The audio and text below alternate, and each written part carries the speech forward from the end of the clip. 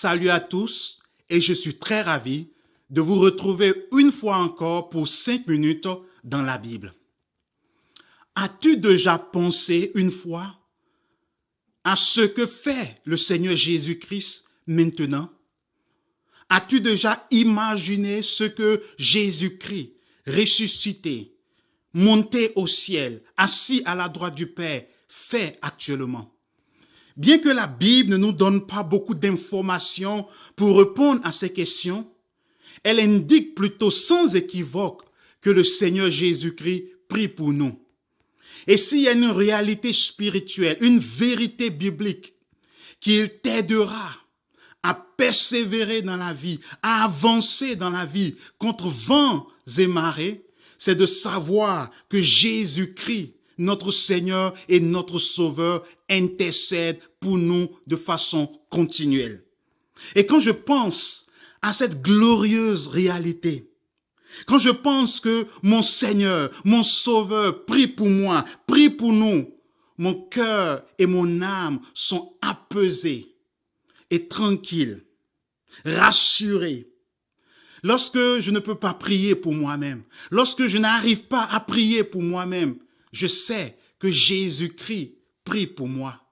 Lorsque les amis, les membres de la famille, les frères et sœurs dans le Seigneur, les connaissances m'oublient de prier pour moi, n'arrivent pas à prier pour moi, je sais que le Seigneur Jésus-Christ prie de façon continuelle, de façon fervente, de façon assidue pour moi devant le Père. C'est incroyable. Oui, mais c'est vrai. Notre Sauveur, notre Seigneur, le Roi de gloire, le Roi des rois, prie pour nous sans cesse.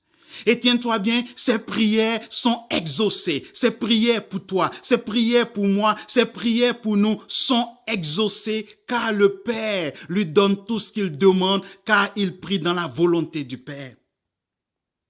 Et je veux partager avec toi deux ou trois éléments, deux ou trois choses que Jésus-Christ demande dans la prière pour nous.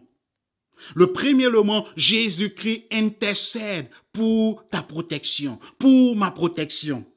Il est écrit en Jean chapitre 17, verset 11, « Je ne suis plus dans le monde, et ils sont dans le monde, et je vais à toi. Père Saint, garde en ton nom ceux que tu m'as donnés, afin qu'ils soient un comme nous. » En vue de son ascension, il prie pour les disciples et il demande au Père de les garder. Mais de les garder de quoi et de qui? Le verset 15 dans le même chapitre 17 est écrit « Je ne te prie pas de les ôter du monde, mais de les préserver du mal. » Jésus-Christ a prié pour les disciples afin que le Père les préserve du mal. Et il continue de faire cette même prière pour nous, nous les disciples aujourd'hui, afin que le Père nous préserve du mal, nous préserve et nous garde du malin, du diable qui rôde ça et là, cherchant qui dévorer, qui détruit. Alors lorsque tu sors le matin et que tu rentres le soir sain et sauf, sache quelque chose. Le Seigneur Jésus-Christ a prié pour toi, a prié pour ta protection et tu bénéficies de cela.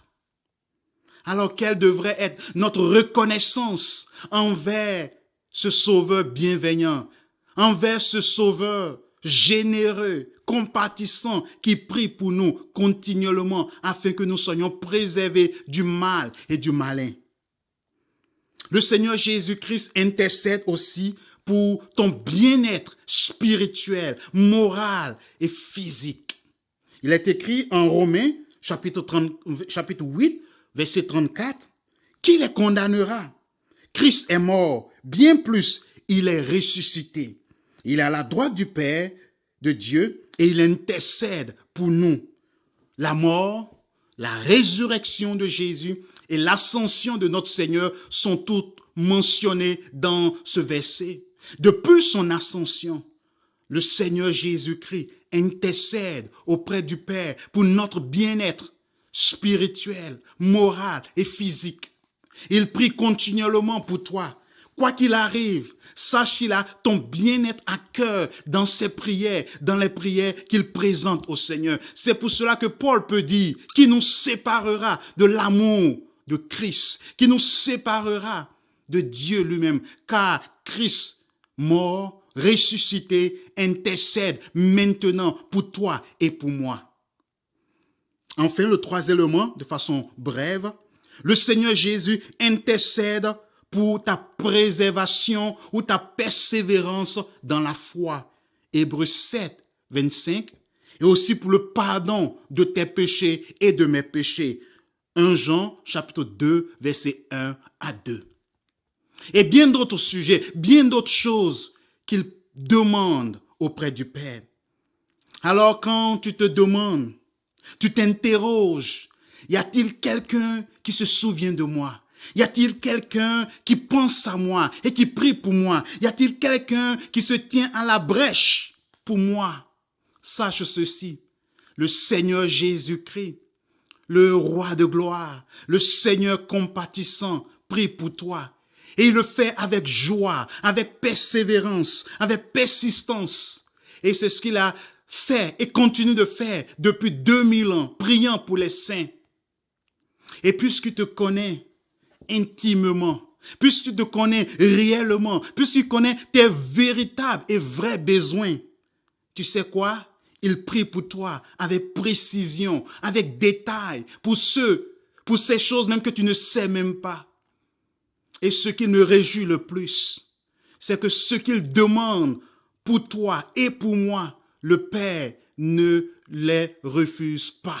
Ce qu'il demande, le Père accorde cela, car il prie selon la volonté du Père. Et le Père ne lui refuse jamais.